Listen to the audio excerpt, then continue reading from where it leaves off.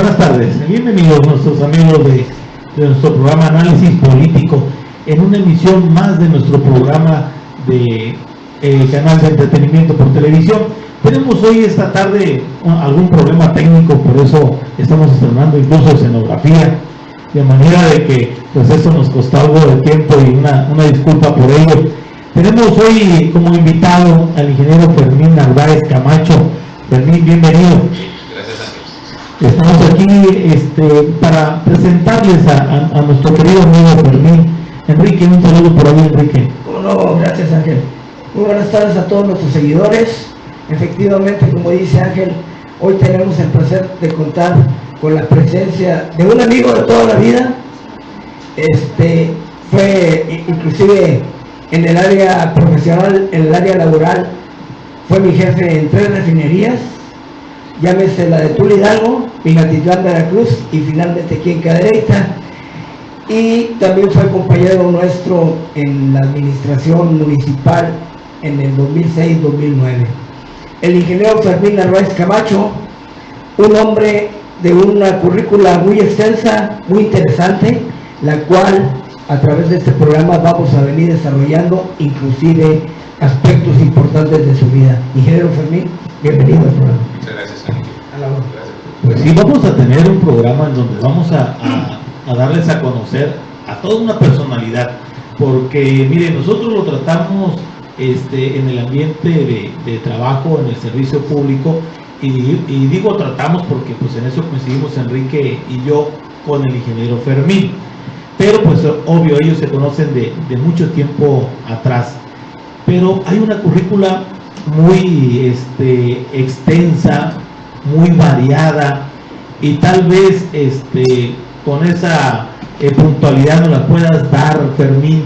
Danos una idea de tu quehacer, de cómo fuiste desarrollándote en la vida profesional, pero primero la vida familiar. ¿Qué onda con la vida familiar? ¿De dónde es originario Fermín Narváez Camacho? Enrique, soy originario de Ciudad Madero, Tamaulipas, y ya hace poco más de 64 años. Ahí mis padres, uno originario de Ciudad Madero, mi madre, y mi padre de San Luis Potosí. Él tuvo que emigrar allá por la época de la Revolución y desafortunadamente quedar huérfano de padre cuando escasamente tenía sus 8 años de edad, de tal manera que tuvo pocas oportunidades para poder estudiar, pero eso no lo privó de ser un hombre emprendedor, de fundar 2 agrupaciones, y en una de ellas participar de manera muy activa, como fue el Gremio Unido de Choferes y la Unión de Transportadores de Materiales para Construcción. Soy el segundo, en realidad fui el tercero de una familia de 9, que desafortunadamente un hermano mayor de 1 año mayor que yo falleció al momento de nacer, y pues aquí estamos. Después tuvo la oportunidad de estudiar todas en escuelas públicas. Estudié en Armando Barba, después en el tecnológico, en la secundaria número 11, que era para trabajadores. En mí sí pueden decir que pasé de noche a la secundaria. Mismo edificio, pero en la noche. En la mañana escuela primaria, y en la tarde secundaria. Así es, de 6 de la tarde a las 10:20. Pasó la noche así es. Y después estudié mi vocacional en el Tecnológico de Ciudad Madero. Ahí mismo continué con la carrera de ingeniero químico industrial. Fuimos de la última generación de llevar el plan de estudios del Politécnico, que era de la Escuela Superior de Ingeniería Química e Industrias Extractivas. Era exactamente el mismo programa de estudios que llevaba el Instituto Politécnico Nacional. Después hubo ya más en mi carrera, más adelante, hacer algunos estudios de posgrado que poco a poco iremos comentando. Tuve la oportunidad, ahorita que estamos hablando de la infancia y de la adolescencia, de ingresar a Petróleos Mexicanos el 1 de julio de 1969. Escasamente tenía 16 años. La situación económica en la familia no era muy buena, es que así había que colaborar con los gastos familiares para poder uno seguir estudiando. Y fue precisamente aquí, con el apoyo de un tío, hermano de mi mamá, quien me ayudó a conseguir ese ingreso de manera transitoria, como obrero general en la agencia de ventas que estaba su área de contratación en el edificio Santos, que ahí todavía está ese edificio en la avenida Venustiano Carranza, esquina con Francisco y Madero. Ahí hice mi primer contrato, ¿no? En Monterrey. Sí, eso en Monterrey. Ah, en Monterrey. Sí, porque cuando ahorita referiste edificio Santos, dije yo, qué caray, yo he estado en ese edificio Santos, pero en Tampico no me suena que haya uno igual, ¿verdad? Ya cuando dijiste Venustiano Carranza y Madero, dije yo, no, sí es, sí, muy bien. Ahí ingresa a Petróleos Mexicanos. Ahí ingreso de manera temporal, sí. Y después las vacaciones que siguieron durante mi carrera, bueno, los estudios de ingeniería, sí. Todos los espacios de vacaciones sí. venía a laborarlos para obtener algunos ingresos extras, sí. Al igual que los primeros años o los primeros meses de obrero general, después fui ayudante bombero en el poliducto, en bombeo y almacenamiento. en bombeo de lo que ahora se conoce como almacenamiento y reparto, okay. Y en lo que era la terminal de San Rafael, sí. Que ahora es una planta de tratamiento de aguas negras que abastece en gran porcentaje el consumo de agua de la refinería de Cadereyta. Okay. Ahí después estuve en la Cuesta de los Muertos, así se le llama a una estación de rebombeo que es para incrementar la presión del bombeo de San Rafael hacia Saltillo, más bien dicho hacia Torreón.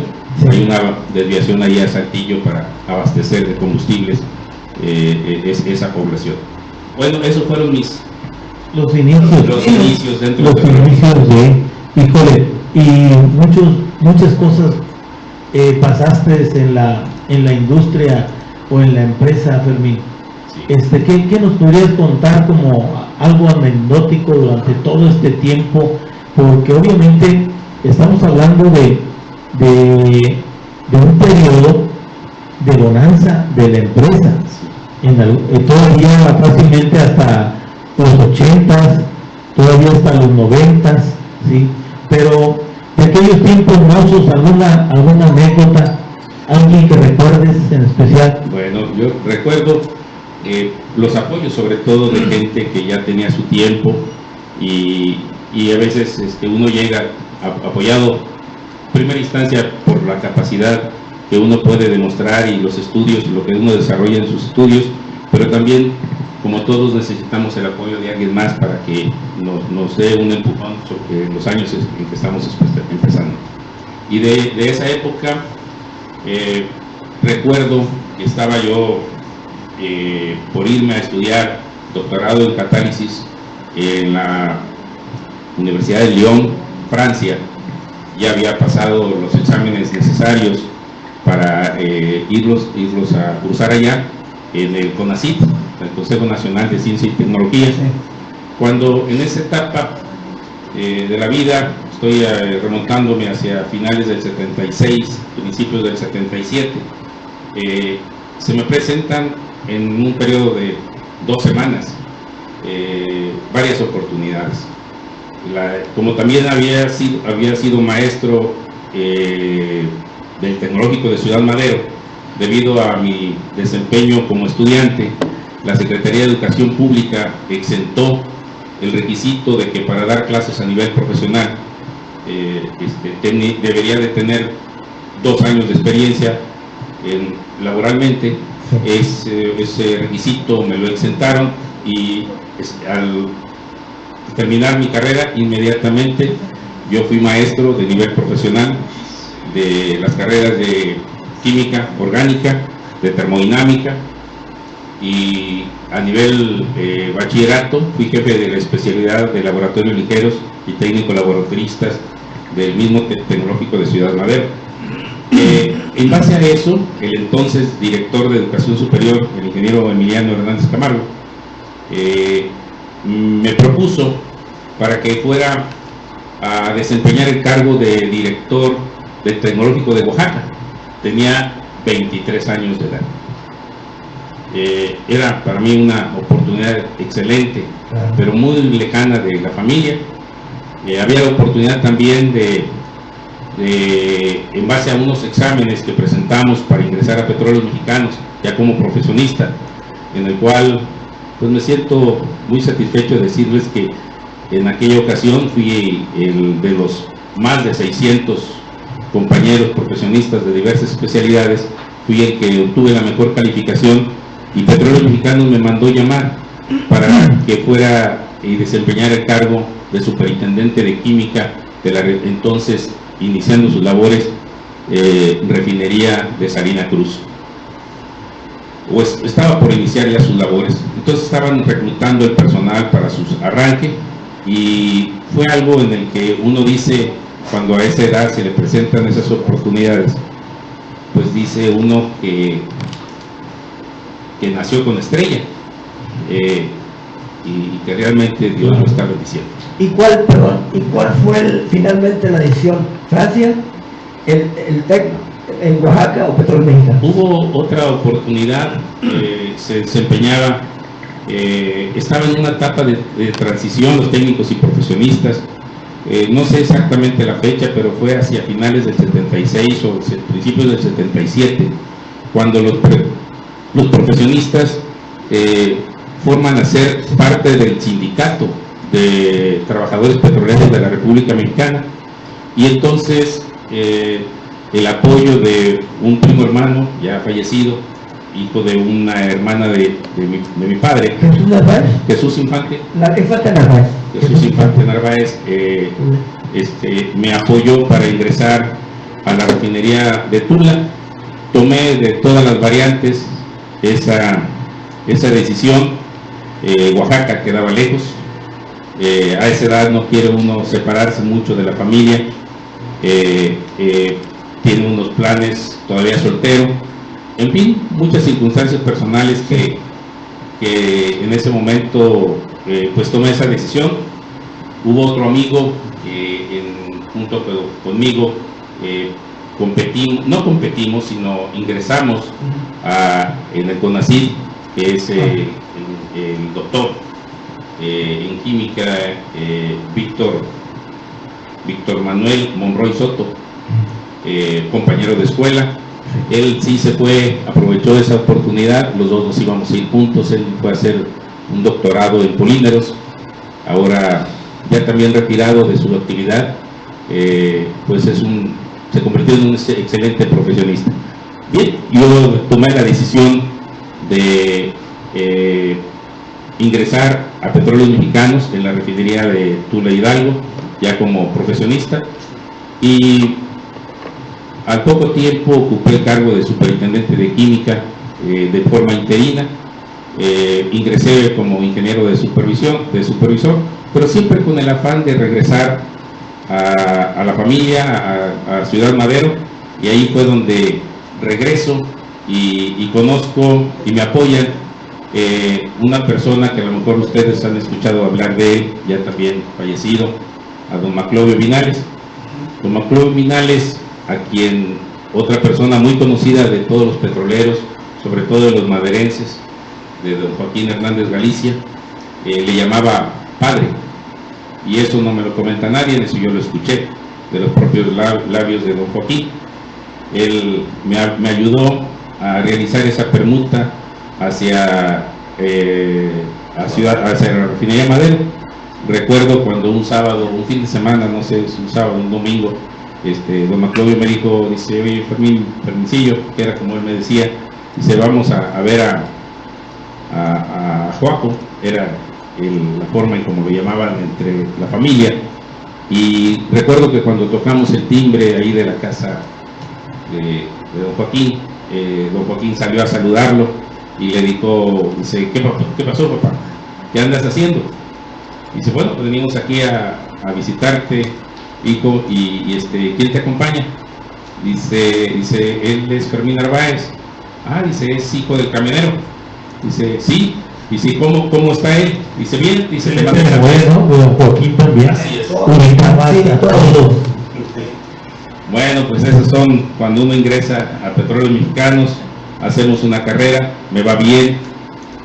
Al poco tiempo soy superintendente pasé por todas las áreas, jefe de técnicos de varias plantas, entre ellas la planta catalítica, a lo cual le hicimos muchas modificaciones del diseño, la planta coquizadora, la MH, que era un modelo de lecho fluido, igual que una catalítica, pero ahí no había un catalizador, sino el mismo carbón era el que provocaba el cracking térmico del residuo de vacío. Y a esa le hice muchas modificaciones. Recuerdo que superamos lo que hacía Exxon a nivel internacional. Glenn Phillips, un tecnólogo de ExxonMobil, pues nos reconoció y lo que hicimos en Madero después lo vimos en las plantas de ExxonMobil en el mundo. Es algo en que no se protege. Aquí recuerdo que no se protege. Pemex no protegía la patente, lo que es. Yo creo que a lo mejor es poca confianza que se tiene. Definitivamente, porque estamos hablando de que una planta diseñada, incluso me imagino que por los ingenieros de Exxon. Sí. Es que la licencia era de ellos. Sí. Era de ellos, entonces era una patente de ellos. Y cualquier modificación que sea productiva o que realmente tenga resultados, ellos la toman como suya y la incluyen ya en la patente y de ahí la venden. Bueno, ahí hay manera de proteger como quiera pues sí, esa situación. no había acercarse en cualquier momento. No había Bueno, después soy superintendente de proceso.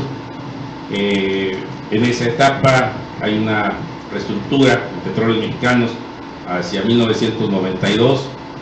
Se divide en las empresas que hasta hace 3 años conocimos, que fue Pemex Exploración y Producción, Pemex Refinación, Pemex Gas y Petroquímica Básica y Pemex Petroquímica. Eso ocurrió el 16 de julio de 1992 y debido a esa reestructura a mí me movilizan a la refinería de Cadereyta. Me toca terminar de recibir la planta reductora de viscosidad, que tenía un problema de diseño de origen y que afortunadamente le detectamos ese problema, y una conversación con el entonces director del Instituto Mexicano del Petróleo, un gran amigo que es el ingeniero Víctor Archarica Sánchez. Me dijo, Fermín, dice, no hagan nada ya ustedes, mañana te voy a mandar un grupo de gente que sabe de los procesos, se van a poner a tus órdenes y vamos a hacer los cambios que justifiquen las adecuaciones del contrato que tenía en aquel tiempo la empresa para poder sacarlo adelante. Se echó a andar. Después nos tocó participar en algo que yo considero uno de mis principales logros dentro de Petróleos Mexicanos, que fue participar en lo que es la conceptualización de la reconfiguración de la refinería de Cadereyta. Eso para mí es algo que se está sentando las bases, inclusive hasta el momento, de cómo debe de hacerse una reconfiguración. Y me enorgullece que durante mi gestión como gerente, años después, logramos ponerla por encima de la rentabilidad, y eso ahí están las cifras, los registros tanto de la Secretaría de Hacienda como del propio Petróleos Mexicanos. Pusimos una rentabilidad superior a la de Deer Park, del cual pues en mucho nos inspiramos para poder hacer esa reconfiguración. Sí, y estamos hablando de qué año aquí tu llegada a Cadereyta. 1993, exactamente el 10 de agosto de 1993. Del 93 a la fecha, Fermín, ya como jimenense. Fíjate y qué detalle, ¿no? Aquí te gustó quedarte finalmente. Sí, ese es algo. Hablando ya del retiro, sí, estamos brincando algunas etapas, claro, pero hablando del retiro, ahorita que lo mencionas, Ángel, me retiro en el 2006, pero antes había tenido la oportunidad de llevar algunos cursos en Japón y observar cómo se administra el retiro después de haber laborado mucho tiempo en una empresa. No nada más Petróleos Mexicanos, esto aplica para cualquier trabajador de cualquier empresa. En Japón, desde los 5 años antes de su retiro, se empieza a preparar al trabajador para que se vaya, encuentre aplicación, encuentre un uso útil de su tiempo, ya sin el compromiso tan estricto que es estar dentro de una empresa. Y van dando esa capacitación, van ayudándoles a generar un negocio familiar que les permita mantenerse no tan solo con un ingreso digno, sino también con una ocupación digna y una vejez digna.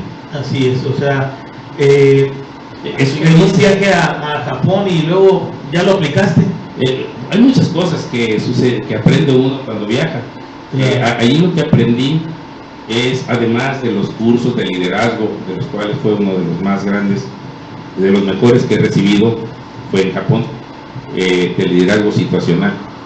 Y muchas de esas cosas que se aplican en la vida, lo decía que ya hacia la etapa de mi jubilación en el 2005, yo empecé a hacer planes, esperaba mi jubilación pronto, pero no tan rápido como realmente sucedió.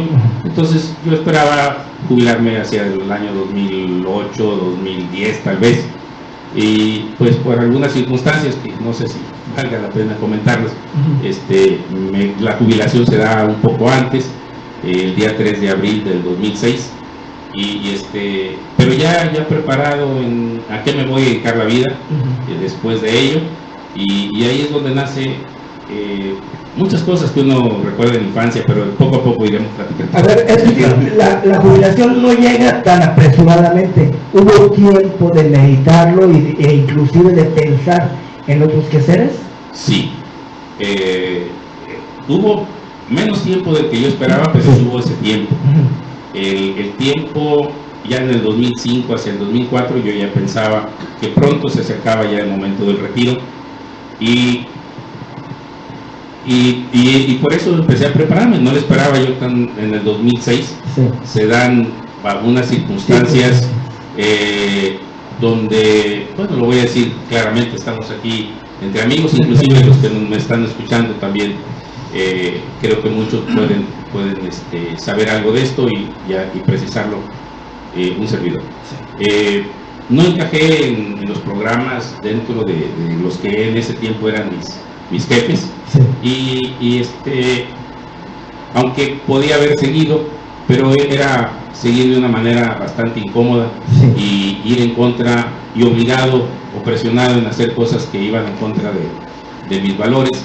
Sí. Y eso me orilló a decir, a encontrar una forma digna de retirarme y de decir, es el momento de decir adiós.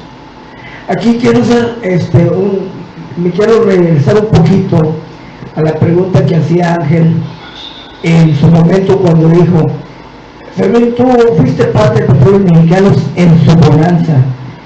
Yo quiero comentar, familiar, saber y entender que Petróleos Mexicanos siempre será una bonanza bien administrada, y cuando los intereses de las personas que la administran tengan la visión de que sea para futurizar a México y proyectarlo, inclusive internacionalmente, como un país que tiene petróleo. Cuando no se piensa así, es cuando vienen los problemas como los que estamos viviendo ahorita.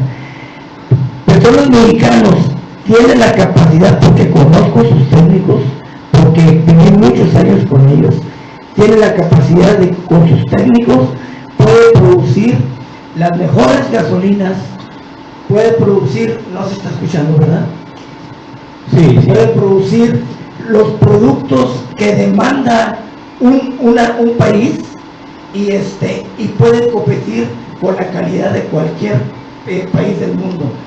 Solo que se debe tener la intención de mantener a Petróleos Mexicanos como la bujía de un país, y luego entonces gente como el ingeniero Fermín y muchos otros que conozco luego se vieron en las situaciones como la que comenta Fermín, donde otro tipo de intereses los obligaron a unos a jubilarse y a otros a hacerse a un lado.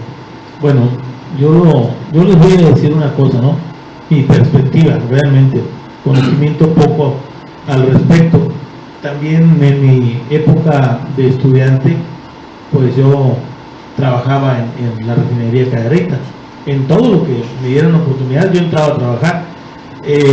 Durante mi época de estudiante universitario, bueno, pues en los juzgados, ¿no? Y en los despachos. Pero en las vacaciones de escuela me iba yo para allá. Y yo tenía una visión, obviamente, de la industria, en donde Pemex tenía una excelencia en capacidad técnica, porque incluso ahorita que refirió Fermín, el Instituto Mexicano del Petróleo, pues era toda una institución, toda una institución, se perdió. Fue precisamente en esa transición de un Pemex con una visión, digámosle, un tanto social y nacionalista hacia otros parámetros, hacia los parámetros donde, como luego lo podemos ver, que no estamos directamente involucrados, como la vaca que muchos ordeñaron después para su beneficio. Esa fue la transición en donde algo que dejó muchas satisfacciones y alcanzó muchos logros, como lo fue el Instituto Mexicano del Petróleo, pasó en esa suerte. ¿Así lo ves tú? ¿O mi visión es equivocada? No sé. Yo creo que ha fluido mucha información ya de lo que se ha hecho de Petróleos Mexicanos y lamentamos que en los tiempos mejores siempre hagamos referencia al pasado. Alguien está teniendo, o algunos están teniendo esos mayores ingresos, ese aprovechamiento de lo que se está haciendo ahorita. No es mi intención mencionar a alguien ni acusar a alguien, sino creo que es lo que estamos viendo. He tenido la oportunidad de platicar con muchos políticos de todos los partidos, del que está actualmente en el poder o del que estuvo anteriormente, en fin, de todos. Y todos comentan que la refinación no es negocio y que por lo tanto no vale la pena invertir. Esto lo hemos escuchado inclusive de un candidato de dos candidatos presidenciales. Pues entonces yo creo que yo soy de los que piensan, entonces los que están equivocados son los americanos, son los que están construyendo refinerías, porque para ellos sí es negocio, y para ellos sí es negocio vendernos gasolina, producirla en su país y vendernos gasolina, y es para negocio,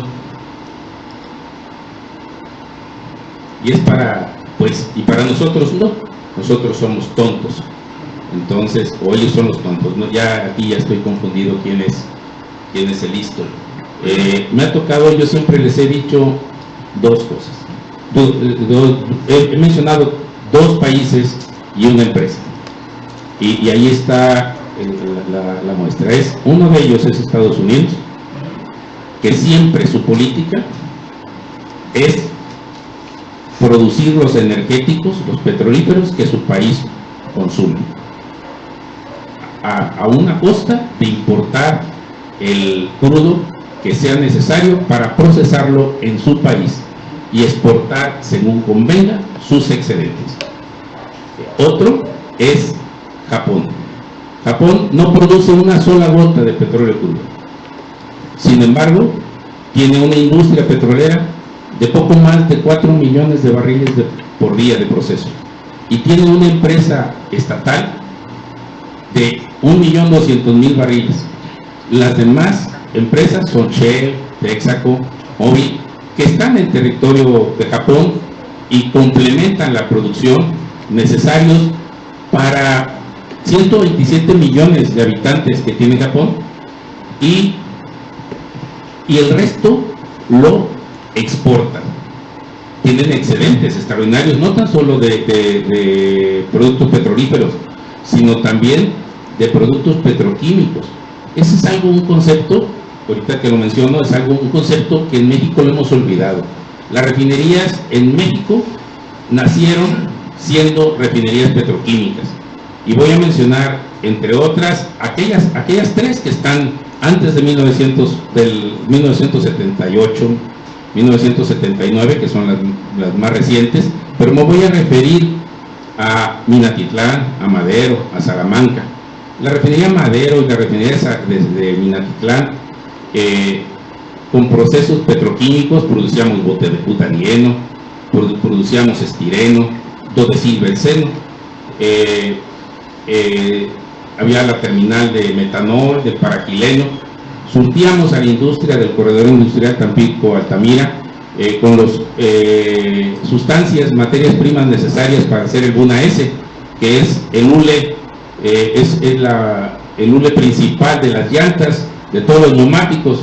Imagínense cuánto se consume de esto en el mundo para el Buna S, que se parte de tres compuestos que tienen su origen en la refinación: el butadieno, del butano butileno de las plantas catalíticas, el estireno del etileno, es una desintegración para producir el estireno, y esos productos le agregamos el aceite clarificado, algunos le llamaban recito catalítico, para producir el negro de humo, que es la que le da las características y un poco más resistencia al hule de Buna S para altas temperaturas o el impacto, y una sinfín de formulaciones. Creo que aquí, ahorita que me acordé de mi compañero Víctor, él es experto en eso y no me dejará mentir. Híjole, pero digo, a lo que voy, sí, dices tú, qué pena, y sí, es lamentable, es triste, porque estamos hablando de que una industria prácticamente estratégica para el país, ahora se nos está repitiendo, así lo veo yo, la mentira una y otra hasta que se haga una verdad.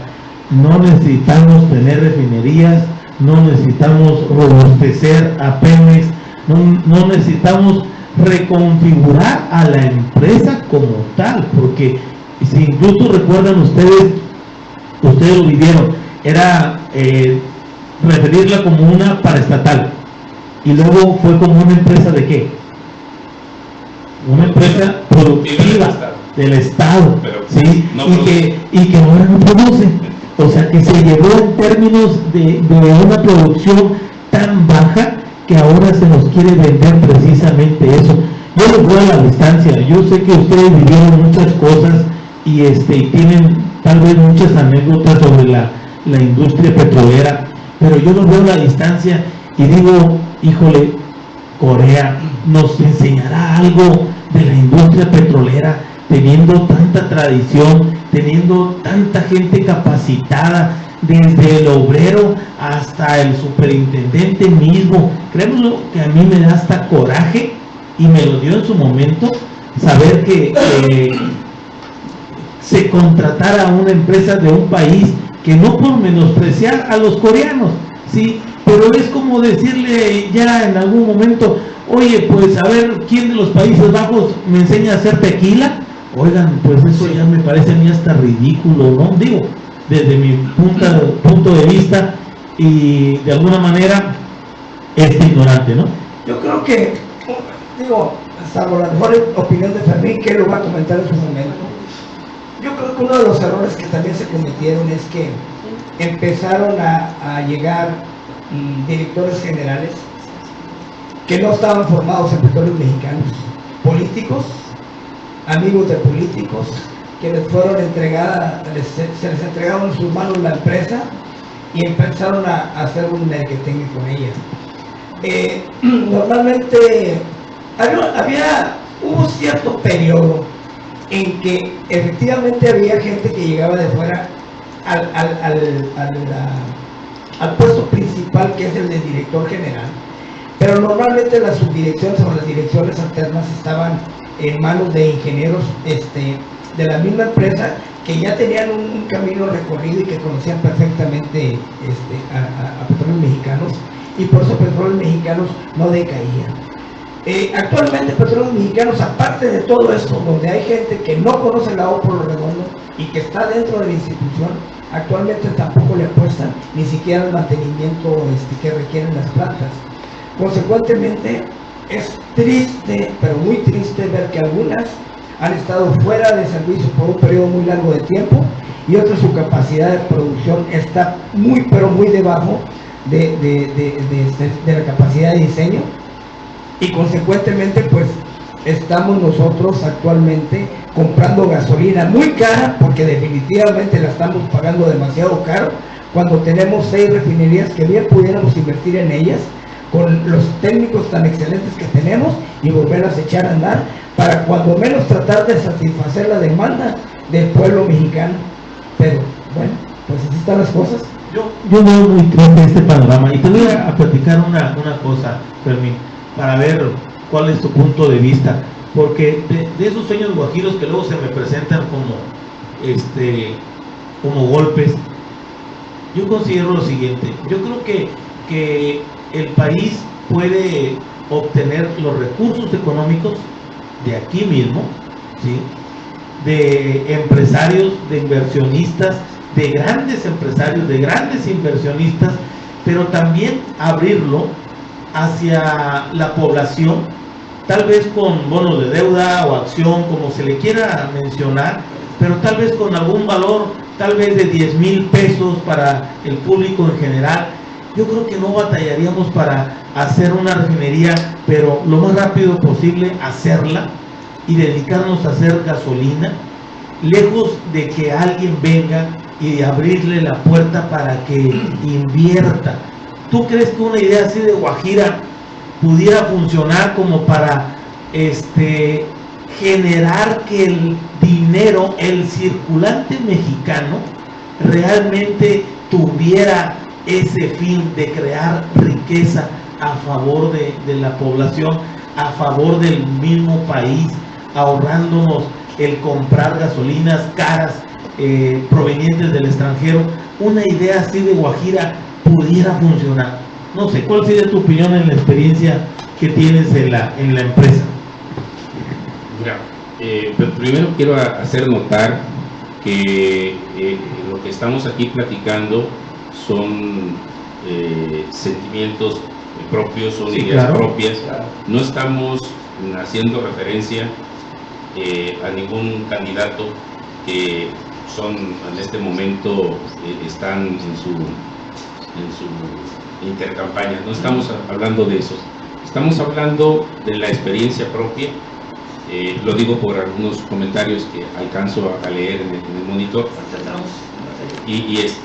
pero lo que sí es normal que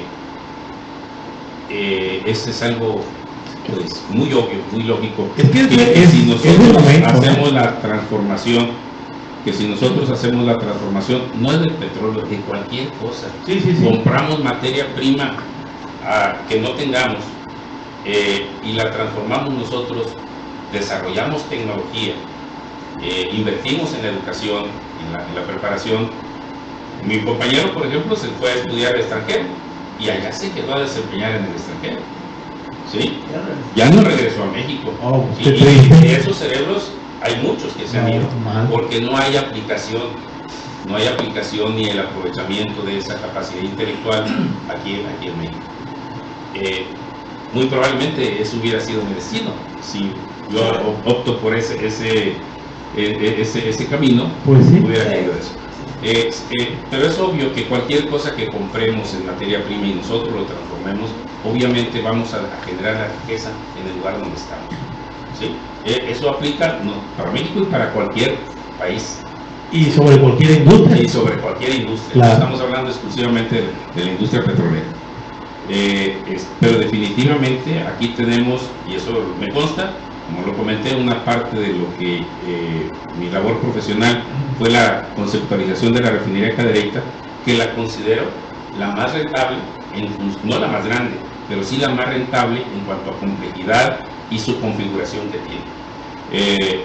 Metiéndome un poquito ya en números que conocemos a nivel internacional y que han sido publicados, los márgenes de operación en el caso de Cadereyta, operando al 100% de su capacidad nominal, debe andar entre los 13 y los 14 dólares por barril de crudo procesado. Los mismos datos que debe de tener DIRPAC. ¿Sí? Okay. Los mismos datos que debe de tener DIRPAC. Okay. Entonces competimos con una de las refinerías del primer cuartil de Estados Unidos y sobre todo de la zona del Golfo, del este de Texas, de Estados Unidos. Pues eso es lo que pudiéramos decir. Las demás refinerías necesitan tener que reconfigurarse. Salina Cruz es una refinería grande que necesita reconfigurarse. ¿Sí? Es una refinería grande pero sencilla. Minatitlán se hizo una reconfiguración, no la óptima, desde mi punto de vista, tiene muchas áreas de oportunidad.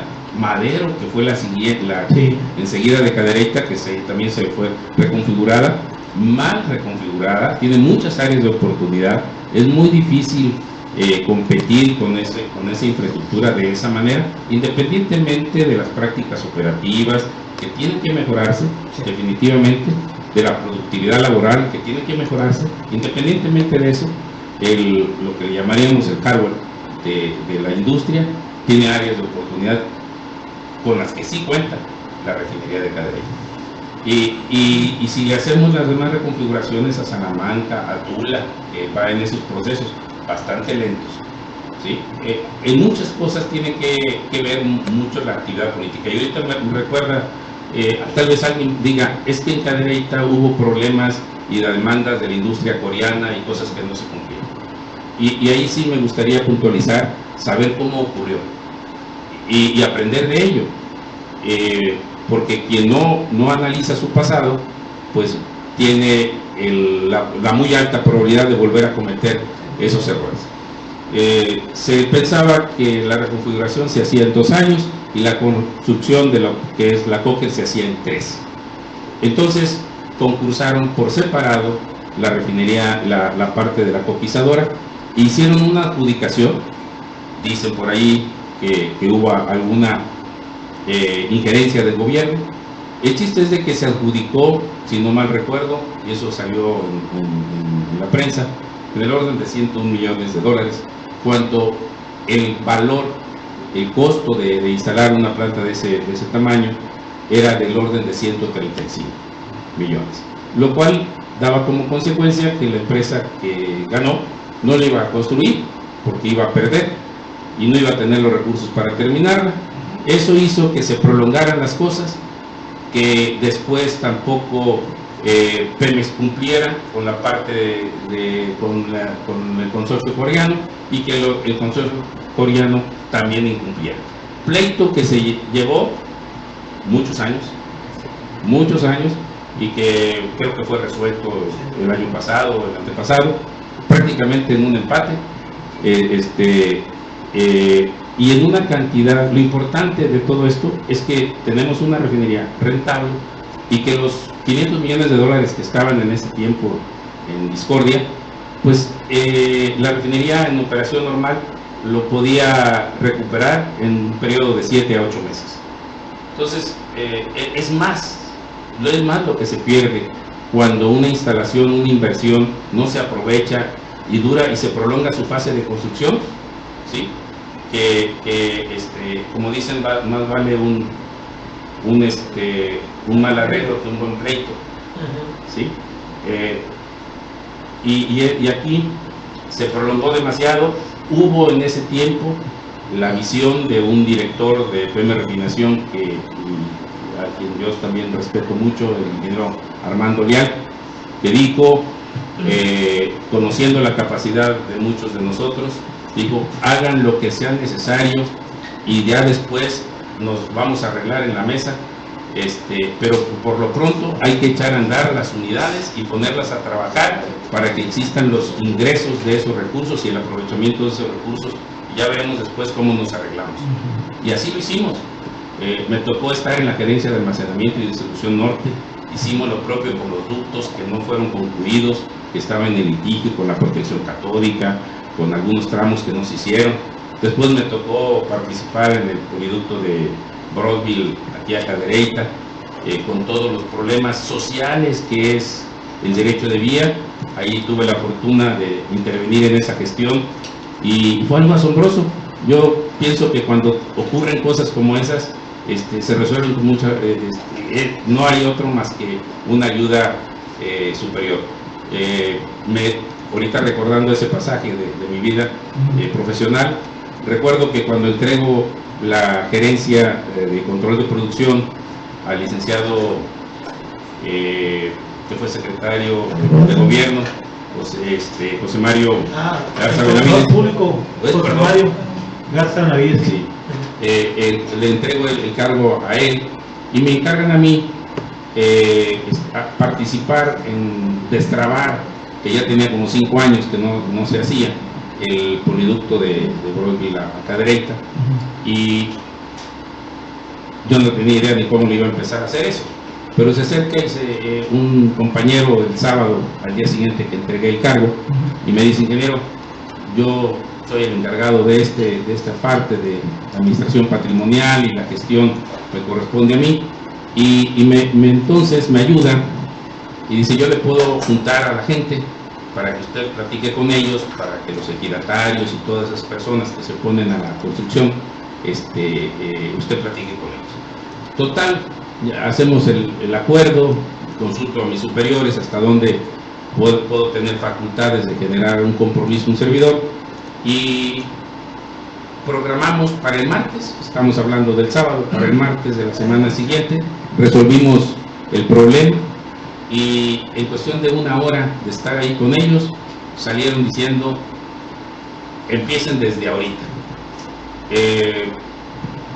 En un periodo de 2 meses, a diciembre del, estoy hablando, 2003, de octubre a mediados de diciembre del 2003, se termina este proyecto, ya en vísperas del vencimiento del permiso presidencial, porque allá en Estados Unidos no hay más que una sola firma, y sobre todo cuando hay un crisis internacional, que es el presidente de Estados Unidos quien lo firma. Y estaba por vencerse los acuerdos del tiempo de ese convenio. Se hizo dentro del convenio el cruce hacia la frontera y se metió en operación en los primeros días del año 2004.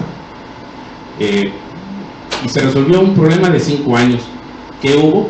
Pues hablarles a los ejidatarios, a los campesinos, dueños de los terrenos, de cómo compensar de manera justa y sin conceder un exceso, tampoco lo que es de cada quien, los daños que se le ocasionen a sus tierras, a sus parcelas, a su producto de tierra que ellos están elaborando, ellos están sembrando, y en base a eso se resolvió en media hora este problema, y en 2 meses posteriores se concluyó al 100% la construcción de ese poliducto.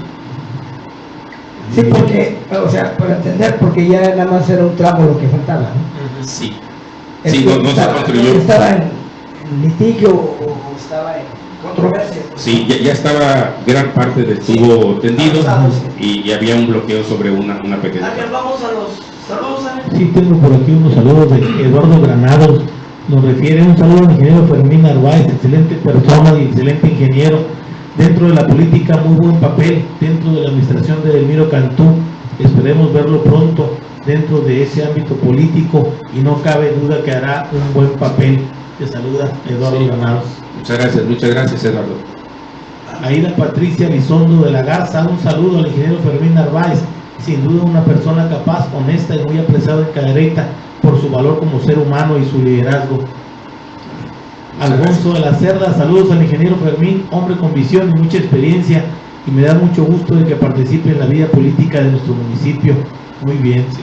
Y Gracias. por último tenemos a Salomé Álvarez García, no tenemos varios, pero nos saluda. Buena tarde, Salomé, buena tarde. Nuestro amigo Chapo. Chapo Maldonado dice, no se colguen de López Obrador, Morena en México, Cadereyta, no.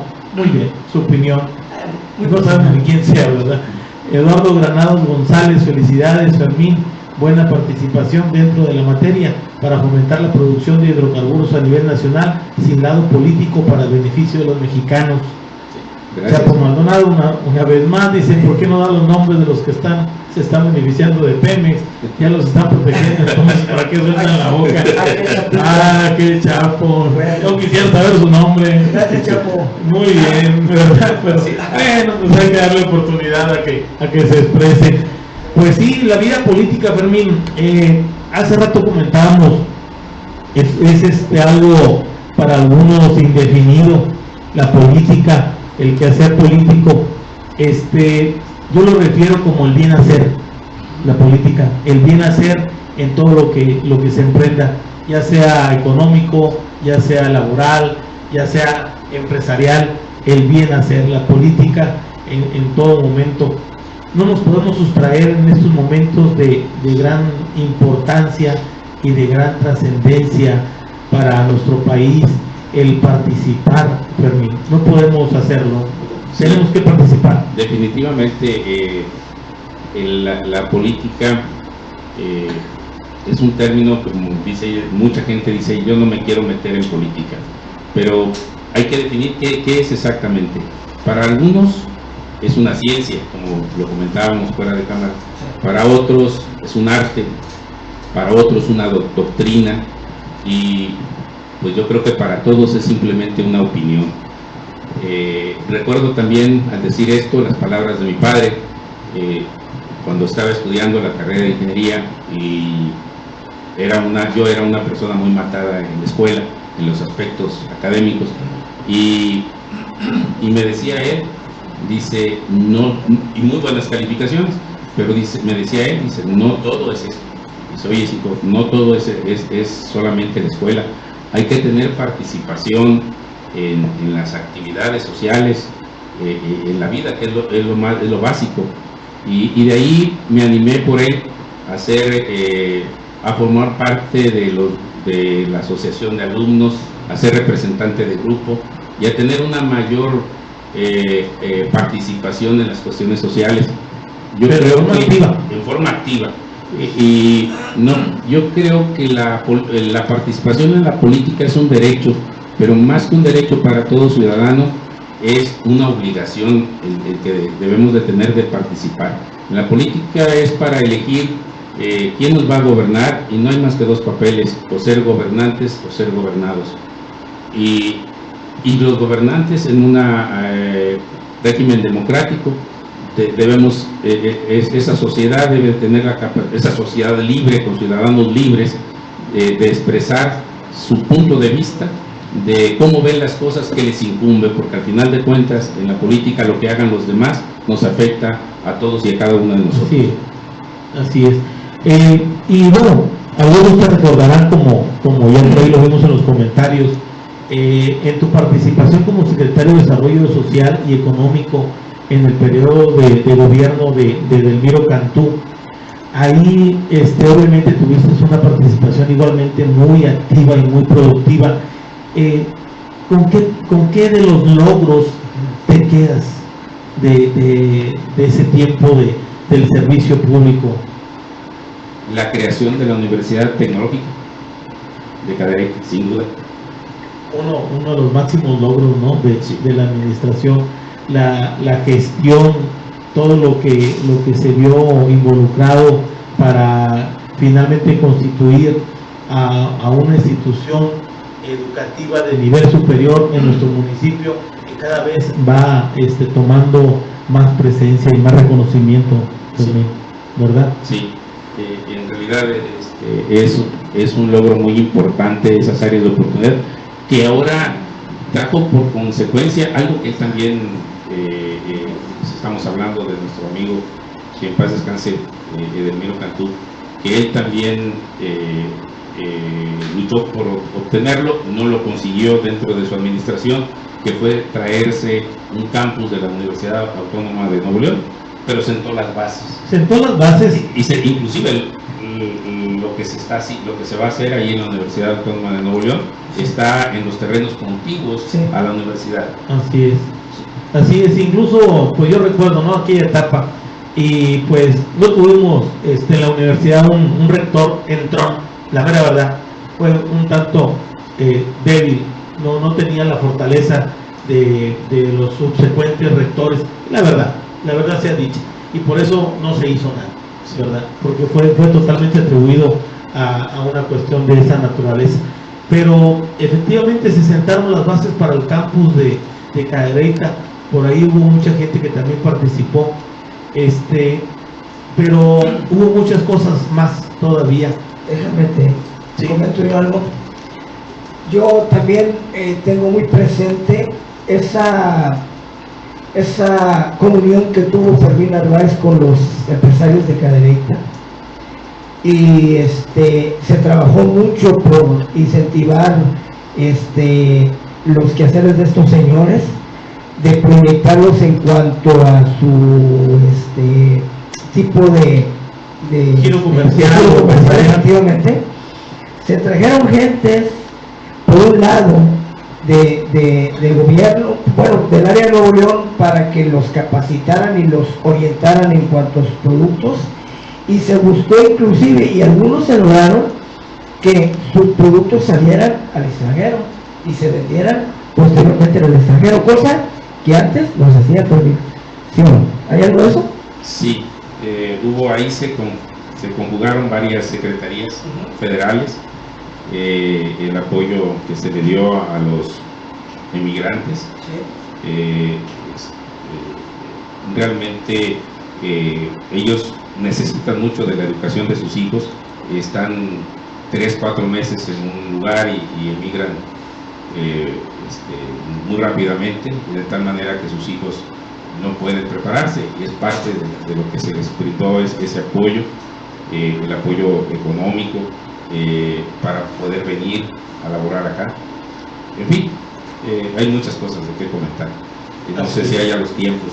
Sí, tenemos algún tiempecito. Sí recuerdo yo esa situación porque precisamente nosotros en operativos de vigilancia hacia las áreas rurales detectamos precisamente hacinamiento de trabajadores temporales en el campo, y con una situación muy triste, porque yo recuerdo que estábamos sufriendo temperaturas por debajo de los 0 grados, incluso traíamos 3-5 grados bajo cero, y había familias hacinadas en bodegas en una forma muy triste, incluso no tenían comidas.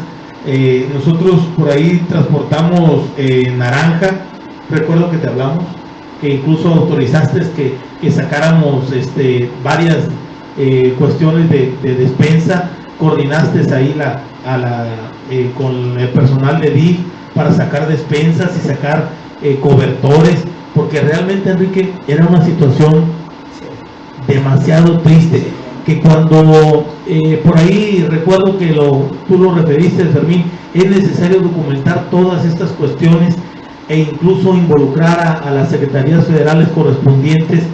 Así se hizo, y entonces entraste a trabajar con la Secretaría de Trabajo a nivel federal, con la Secretaría de Desarrollo Social igual federal, y la Secretaría de Educación, ¿sí? Y entonces ahí incluso, Fermín, yo no temo a equivocarme, inició una visión muy diferente del gobierno federal en cuanto a esa migración, ¿sí?, del trabajador mexicano en su propio país, y que incluso el programa aquel de escuela de los niños de trabajadores temporales, ¿sí?, inmigrantes se les llamaba, tomó auge precisamente porque Cadereyta puso el reflector en una problemática de esa naturaleza, que estábamos hablando que eran miles de trabajadores en el municipio. Finalmente eso descubrió toda una situación tremenda, y que no solamente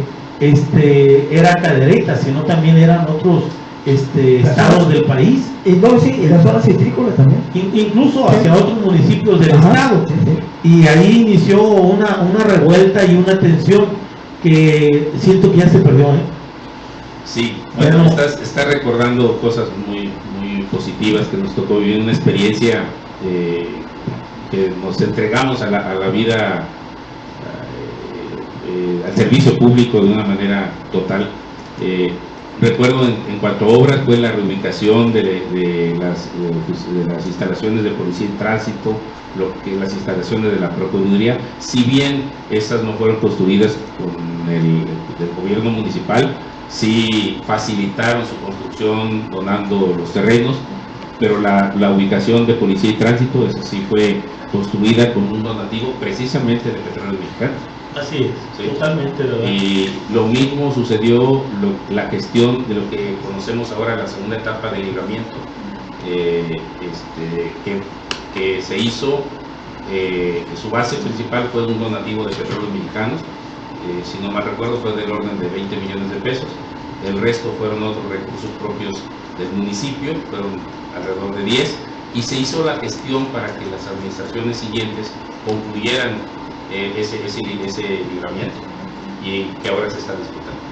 Sí, una vida pública muy amplia, Fermín. Todavía nos quedan muchas cosas pendientes por abordar, porque analicemos. Yo quisiera que en otro programa y en otra oportunidad nos dieras de tu tiempo para entrarle a lo político, Fermín. Llegaremos en su momento. Claro. ¿Cómo ves? Claro que sí, con todo gusto. Perfecto. Estamos por terminar, público amable. Tenemos también por aquí, nos recuerda nuestro productor, lo traíamos presente, pero nos estamos dando nuestro tiempo, dándole nuestras condolencias y nuestro más sentido pésame al licenciado Ricardo Garza, sí, que actualmente es precandidato por la alcaldía de este municipio por el partido de Morena. Así es. Por ahí tuvo el sentido fallecimiento de su hermano mayor, y bueno, pues vaya nuestro pésame y nuestras condolencias a la familia. Y bueno, pues Enrique, ¿algunas palabras? Sí, cómo no, pues me uno al comentario, Ángel. Tuvimos la suerte de contar en días pasados con la presencia de Ricardo, un programa muy ameno, con tantas situaciones que él nos comentó, y lógicamente pues nos duele que él esté atravesando en estos momentos por una situación tan difícil como es la pérdida de un hermano. Dios le dé fortaleza a él y a su familia. Ricardo, estamos contigo, te abrazo fuerte. Y aprovecho, bueno, también para despedir ya yo del programa, agradecer el favor de su atención a todas las personas que nos vinieron siguiendo, decirle al ingeniero Fermín, como ya lo dice Ángel primero, Fermín, pues muchas gracias por estar con nosotros, y queda el compromiso para que más adelante, cuando se den los tiempos, nos hagas el favor de estar con nosotros para platicar un poquito de cuál es tu concepto de la política y tus intenciones. Muy amable. Sí. ¿Algunas Gracias. palabras? Sí, por último. Unas palabras tuyas de despedida a nuestro auditorio, Fermín. Bien, realmente hay poco que agregar en esos temas, pero sobre todo centrar este espacio para también expresar mis condolencias hacia Ricardo y hacia Carlos Garza, que son dos personas a quienes aprecio, y que tengan una pronta resignación. A todos, muchas gracias por escucharnos, y quedamos atentos a esa invitación. Ángel, Enrique, y aquí nos veremos pronto. Claro que sí, muy bien. Muchas gracias. Nos veremos próximamente. Gracias.